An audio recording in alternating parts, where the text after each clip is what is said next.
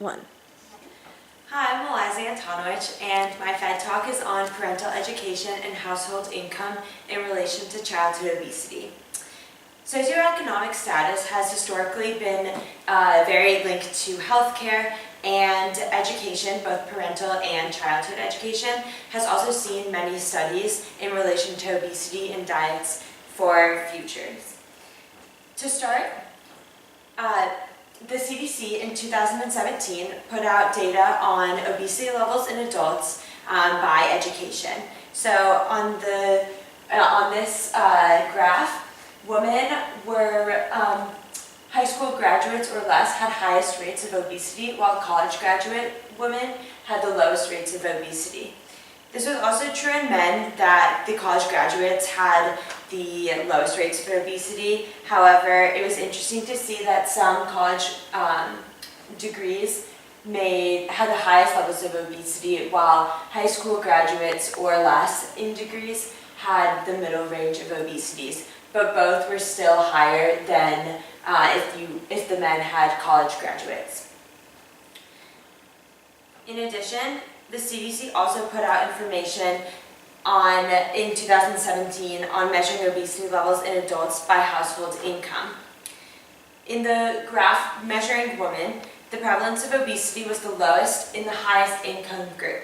And for men, the obesity rates and prevalence were lower in the lower and highest income groups in comparison to the middle income groups by households.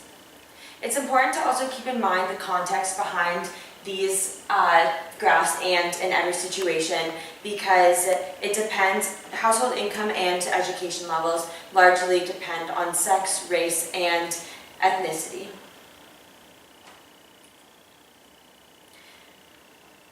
The two graphs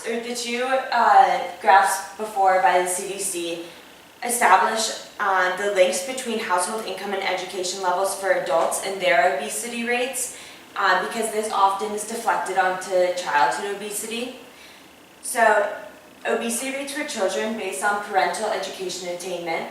If the parents got a college degree, the obesity rates were likely to be around 9.5%, while no high school diploma resulted in a much higher childhood obesity rates at 30.4%. For obesity rates, it's specifically for girls 10 to 17 in age, for lower socioeconomic circumstances, the childhood obesity rates were up to 35.7%. While these are very specific data points, there have been many more studies done to show this similar trend. One of the most important factors explaining the lack of college completion is inadequate preparation in K through 12 years of preliminary education. This begins a cycle of low income in education, as those who don't graduate college or high school are less likely to have higher income jobs. This relates to the lack of preparation, and higher education has been proven to lead to better job opportunities and higher pay, most likely decreasing the rates of childhood obesity.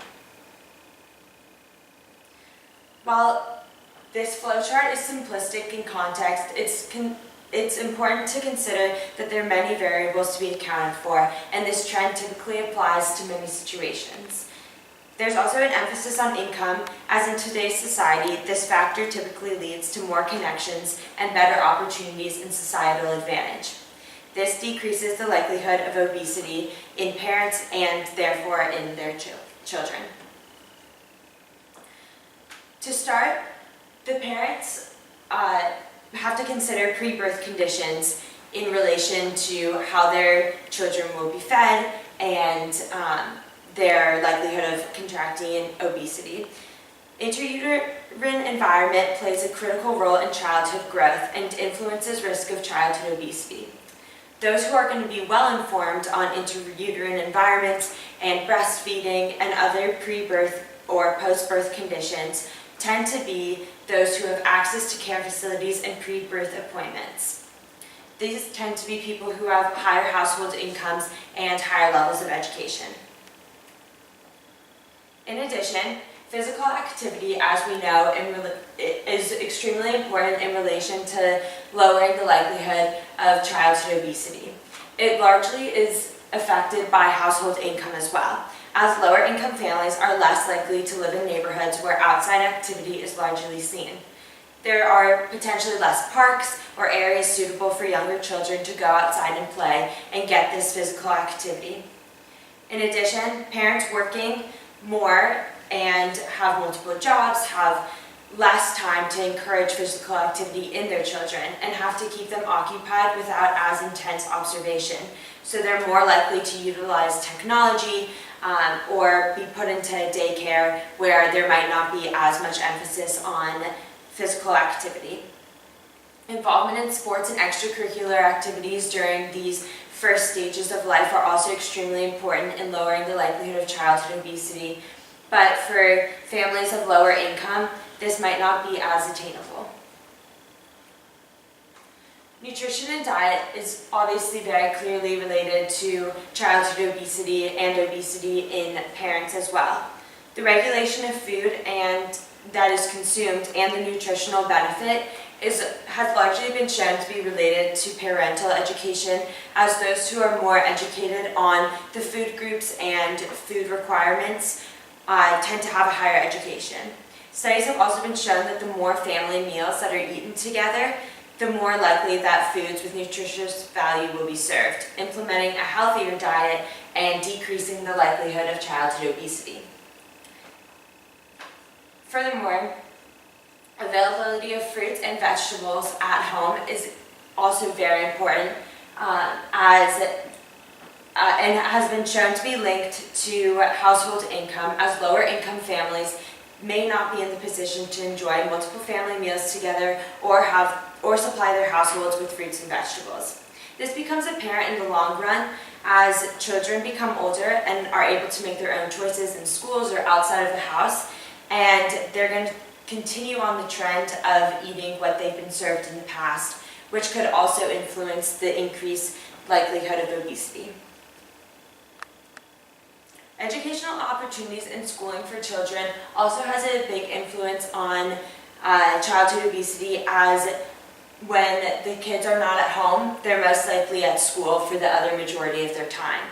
Primary school attendance, districting, and funding at schools largely influences the likelihood of childhood obesity.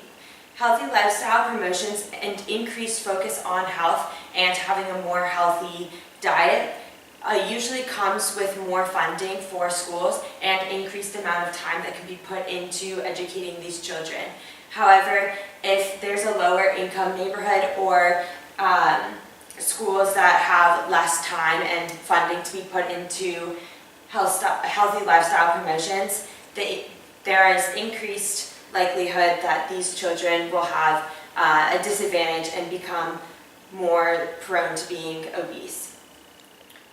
There's also more focus on physical activity and healthy eating in schools with this increased funding, which tends to be in neighborhoods with more affluence.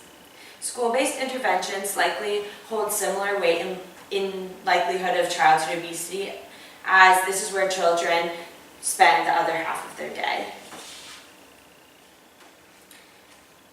So as we talked about in class, childhood obesity often affects future performance in schools and in life in general. BMI has been shown to be inversely associated with academic performance, which therefore sets up children for future academic disadvantages and will most likely decrease their likelihood in graduating from college or high school, and therefore continuing the cyclical trend, which results in a lower household income and less time to put into the factors that increase the likelihood of childhood obesity. Teachers also have lower expectations for children with high BMIs and give less opportunities to them, increasing and continuing the cyclical trend.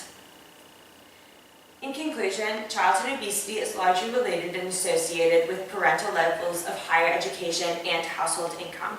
Because higher education largely links to higher household income in today's society, children born into families with parents that did not attain higher levels of education and have lower household incomes are typically disadvantaged in the likelihood of becoming obese as children and in their futures.